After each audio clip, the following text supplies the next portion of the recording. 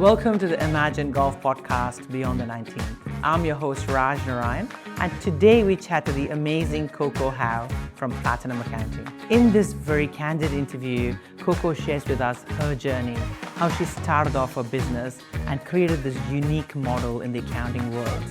This is a story of resilience and being very clever in recognizing patterns. Hope you enjoy.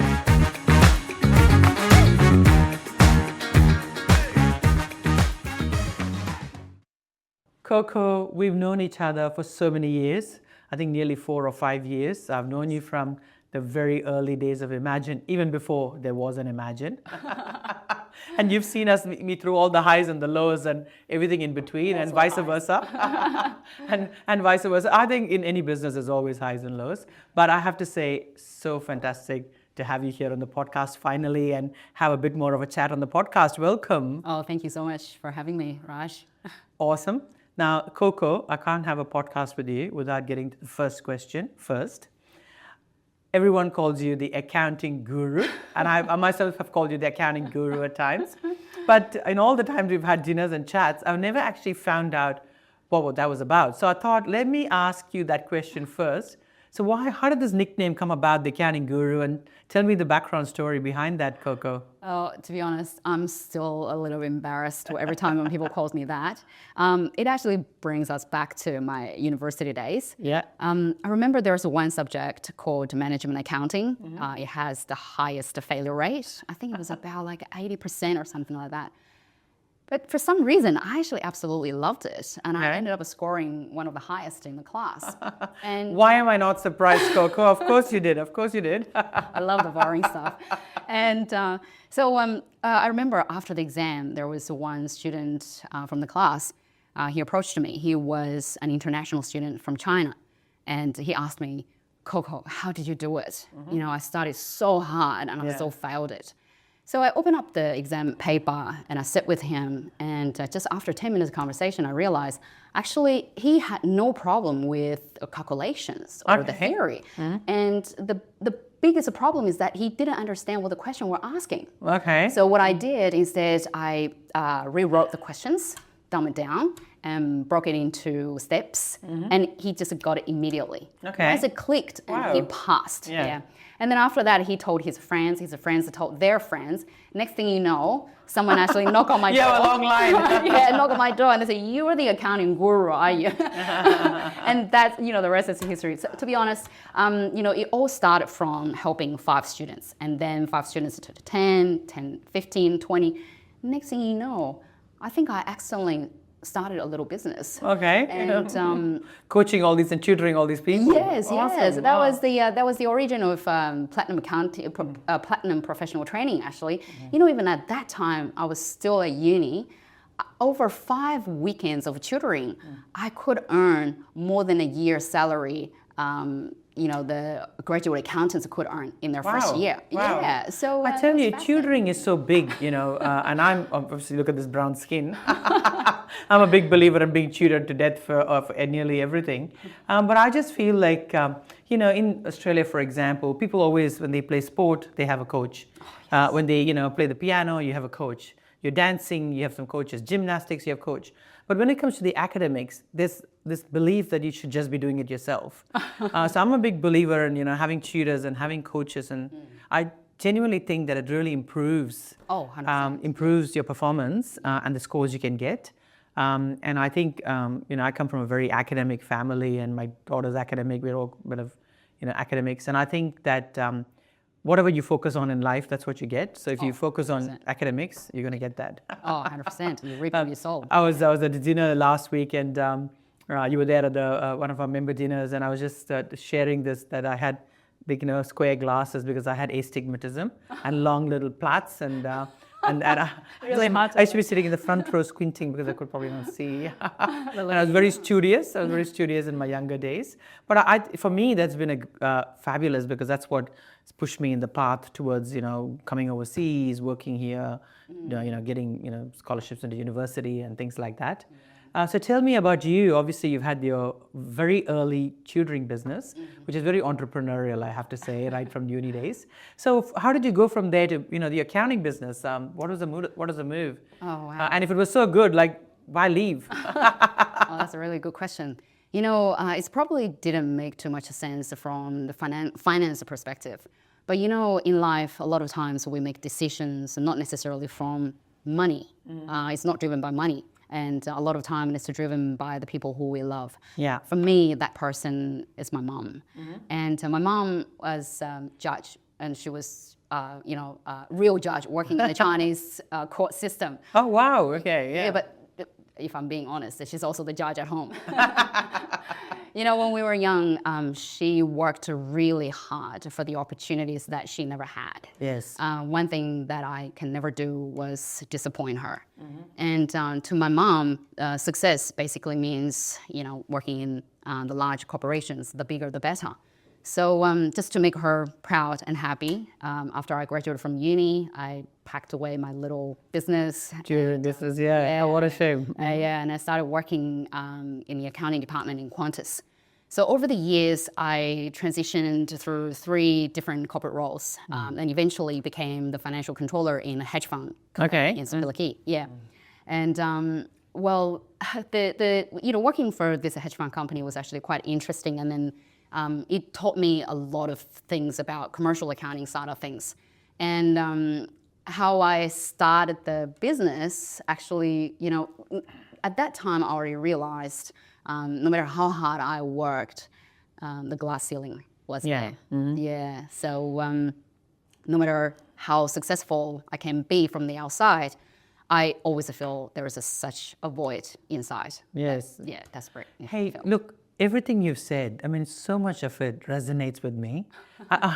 Because I'm the same, but instead of a mom, it was a dad. My dad was very strict, and I thought so highly of him. I could never disappoint him. And that's how I got into accounting. So I'm a child accountant back in the day. And that's how I actually got into accounting, because he said, Raj, this is brown skin. You can have one of 4 careers. You can be a doctor, you can be a lawyer, you can be an engineer, or you can be an accountant. So it's very, very similar, to a Chinese parent. The Indian parents are quite similar. Yeah. So we have certain professions which are considered acceptable, and I don't know whether it's society or I don't know where it comes from, but these were the 4 kind of criterion that 4 professions that I could follow, and I fainted the sight of blood, so medicine was out. English was my second language, and hated English, so law is out. So I was tossing up between engineering and accounting, and I thought, I don't really like engineering as much, so I thought I'll do accounting instead. So that's how I went into accounting. And it's such a funny thing that in a lot of cultures, like mine as well, it's perceived to be more prestigious to work for a big company, a name brand. Yes. A senior role in a big company is always a lot more prestigious than having a small business of your own. Yeah. And if I'd gone to my dad back in the day and said, I'm going to have a golf business, I probably would have been dead, so that it wouldn't matter. But it would have not been something that he wanted. So that's why I went into banking, because I hated audit initially and accounting. And then I'm very extroverted, and I thought banking is a bit, you're still doing analysis, but in a different kind of capacity, more around deals and more structuring deals and getting deals through credit and things like that. But that's the kind of backstory. So tell me, obviously you've gone away from there, you started your corporate career, and you've had some amazing roles. So now that I've been stalking you on LinkedIn, so you'll know I know about all of your great roles. But then going from there and starting your own business is a different challenge.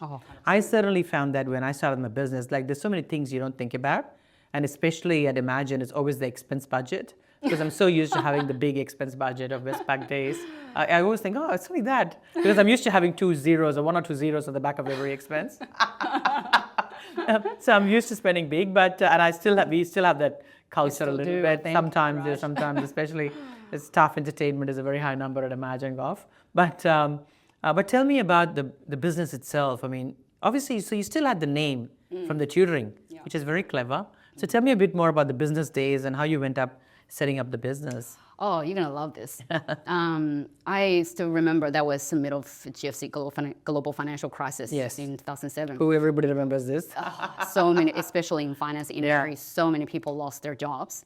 And I remember one afternoon, Friday afternoon, I was having a drink with my best mate, and he said to me, "Oh, don't worry. We never need to worry about job security. We actually did really well in Asian market. I'm actually expecting a big fat bonus." Oh, wow. And that's we were both very optimistic on a Friday night. And then came Monday morning, the COO called me into his office and handed me a list of employees to be made redundant. Oh, wow. And then my friend's name was on it. And I was really shocked. And here's someone who gave his heart and soul.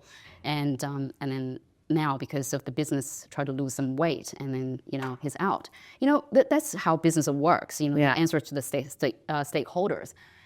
There's no anger or resentment coming from my end, but also that was the moment I realized having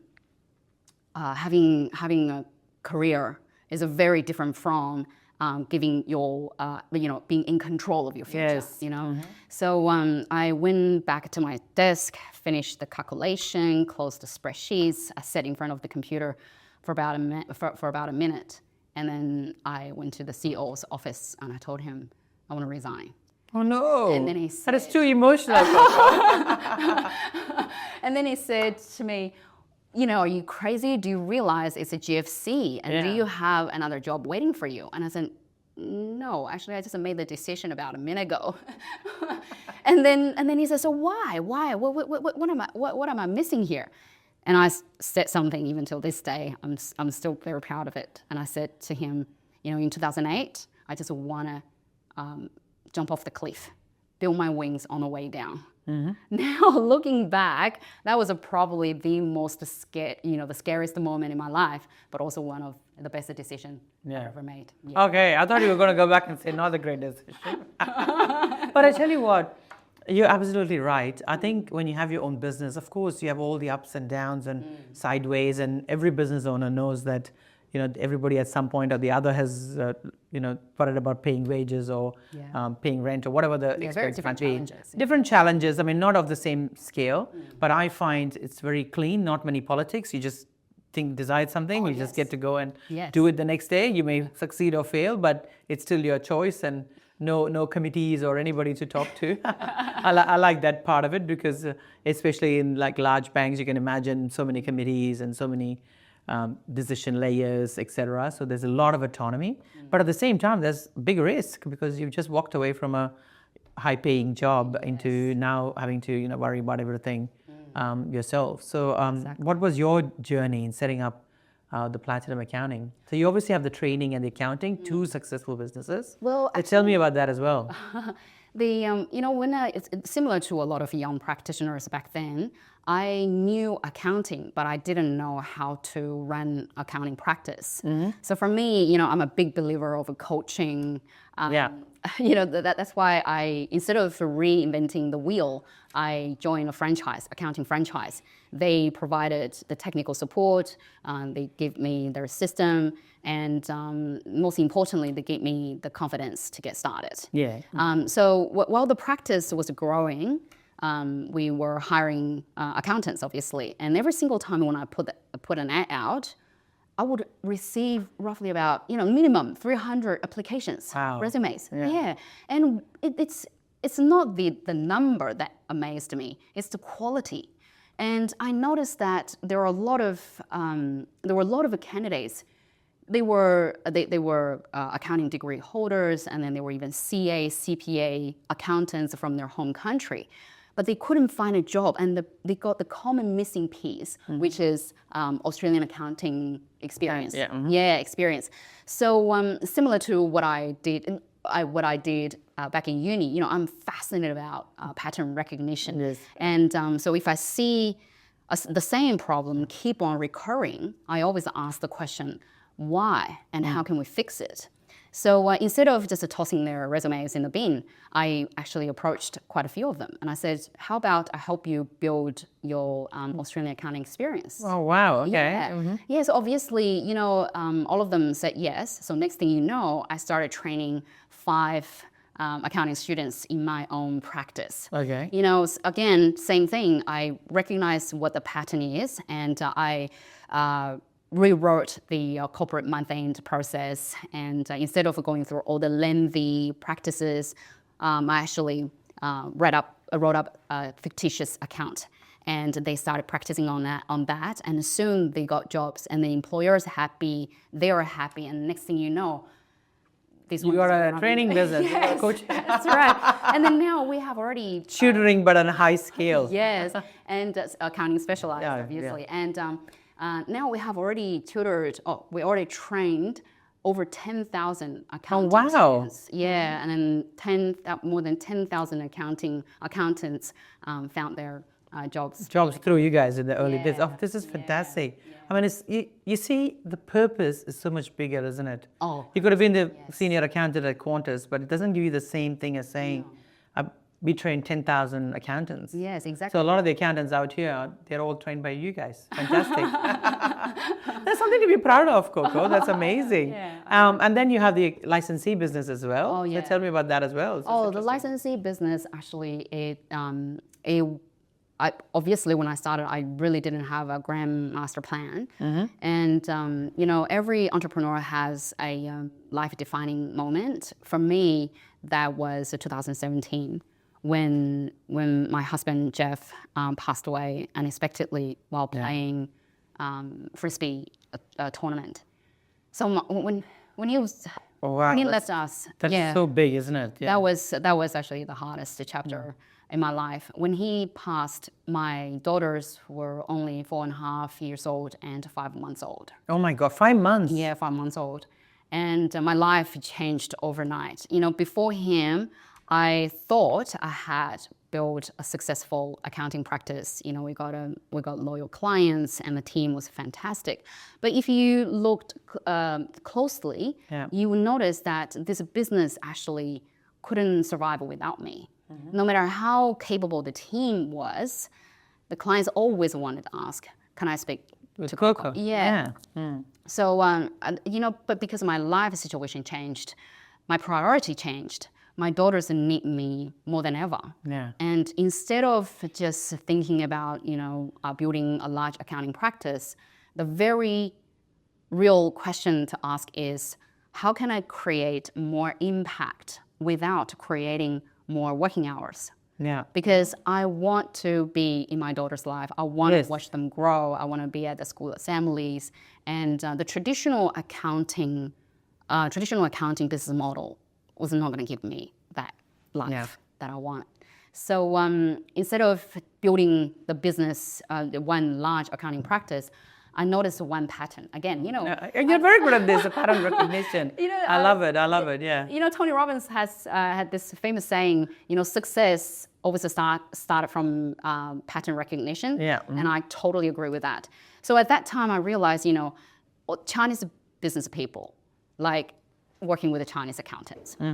Indian business people want to work with Indian accountants. So, Vietnamese clients also want to, work with their the accountants from their own community. It is actually not about the language. It's the value, the culture, the way people do businesses. Yeah. So I thought, maybe I shouldn't be focusing on building a large accounting practice. Instead, I should empower all these accountants to provide quality services to their clients in their own communities. And next thing you know, that's how Platinum Accounting Australia's licensing business model was born.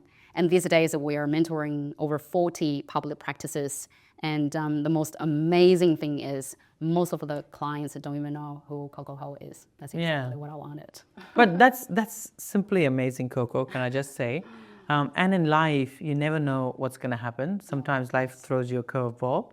And I'm always well impressed by people who just react and rise above all of that. So I'm always in awe of you and what you've achieved in your life. But I think what the pattern that I recognize, Coco, is right from the tutoring days to your training business to your licensee business. The theme in all of that is you just love helping other people achieve their goals. That's So right. I think that's a amazing noble thing in that process. So rather than growing your business and accounting, you just now helping licensing the services to a whole bunch of other accountants. So I think that's fantastic, and hopefully one business can support the other, so they come out of the training business and go become a licensee. Yeah, that's actually the pathway, right? ecosystem. Yeah, the ecosystem, ecosystem that we So you create. come in and you keep going around, and that's like That's right. amazing. Yeah, so I have to say, yeah. Yeah, so the training business actually keep on pumping out tax agents and accountants, and then they go on to set up their own own process. Yeah. And I think that's very clever as well, because sometimes what happens is, I certainly had English as a second language back in the day when I was coming here, and I've done 100, accent reduction and speaking lessons, and I've done the Rojan and the NIDA and all of the Toastmasters and everything else in between. But I find that creating their own accounting practice and serving their community of clients is a very clever way to get all of these unemployed accountants actually have a livelihood. Yes. Because otherwise they're just applying to jobs everywhere and probably sitting waiting for a job. Yeah. Now they have an opportunity to directly have clients and go down that path, which is pretty clever. Yeah, there's nothing more rewarding than seeing them flourish and achieve something that they never imagined they could. Fantastic. So in all of this, I always like asking this question, Coco. What is the biggest challenge or anything that you faced in this journey? The biggest challenge, okay. I actually think the biggest lesson you've learned or something like that. What is your value add? Yeah, the biggest lesson I would say, okay, a lot of clients, they come to me and ask the question, what's the best investment product I can buy? Is it shares, stocks, ETFs, Bitcoins? And I always say, that actually is not the first question to ask. The first question should always be what structure you're gonna build to hold that assets. I learned this in the hard way. When Jeff was around, like many other young couples, we actually never thought what structure we should set up to hold the assets. Yeah. We have all the investments and loans held in our joint names. When he was gone overnight, my world changed. When the bank was notified that he was gone, the phone calls never stopped. Every day they called me and asked me to go back and repay the loan, close the loan. And then I remember sitting there and thinking, what just happened? Because 1 minute we were doing so well, and the next minute I'm sitting here. I don't even have time to grieve, and I got this $4 million of debt that I have to repay. I could just sit there and dwell on it, or I could just do something and start all over again. So I chose the latter. So what I did was, back then I sold all the investments that I could sell, pay back the debt, and start all over again. So this time when I start, I start with the purpose, the right purpose. I set up multiple structures, family trusts, SMSF. Every single device is built for its own purpose. And that's why, when I talk to the clients and I said, a lot of people pay too much attention to picking the right seeds. I always use gardening as an analogy, right? Because I found that's something a lot of people can relate to. When it comes to investment, a lot of people focus too much on picking the perfect seed. Yeah. But the thing is, the soil is even more important than the seed itself. In this case, the soil is the accounting and finance legal structure. If you pick the average investment product, as long as your soil is good, in the long run, it's still going to flourish. But if you plant a really good seed on the poor soil, you can imagine. Yeah. Oh, amazing. Yeah. So that's why that's the lesson learned hard way. And I always tell people, this is wound turning to wisdom, and focus on the structure first. Yeah. before you start picking the investment products. So amazing advice, so true. And you recently came and talked at one of our events. Yes. And if you remember back that far, it was the budget. Yeah. So what has happened with the budget, and how has it changed the structures? Because I always find, like, we have the same as well, the family trust and the SMSF, and now I think, I'm not too sure about this. Oh, you're all right, Ashley. You're smart. Exactly. So I'm hoping that if something happens, there'll be more debt. No, you will. Always imagine debt. So that's awesome. And look, it's been so good chatting with you. What an amazing journey, Coco. And I think along this path, I think the kind of two things that stood out to me was, one is resilience, how you just showed such great resilience. Yeah. But the other thing is being so clever and recognizing the pattern and creating something that there was a need, but nobody had solved at the time. Yeah. So I think that's very, very clever and good. So I'm going to ask you if there's one message that you want to leave for our listeners, for our audience, and they're all business owners and executives and always wanting to learn. So what would be one tip that you want to give to the audience? Oh, wow, such a good question. I think if I could leave the audience with one message, it would be this. In history, every major shift creates winners and losers. Mm-hmm. The difference of that is rarely luck. Yeah. It's always mindset. And at the moment, I noticed that a lot of business owners feel, the economy is slow. There's so much uncertainty, and a lot of them actually feeling like they're losing the momentum and even question why they started in the first place. And I always tell them, instead of trying to figure out what you're going to do for the next 5 years, just to focus on the very next thing that you can do. Yeah. Just like me learning golf, right? I'm a beginner and I cannot see the next 18 holes, but I can definitely give my best shot now. Yeah. So be courageous and go all in.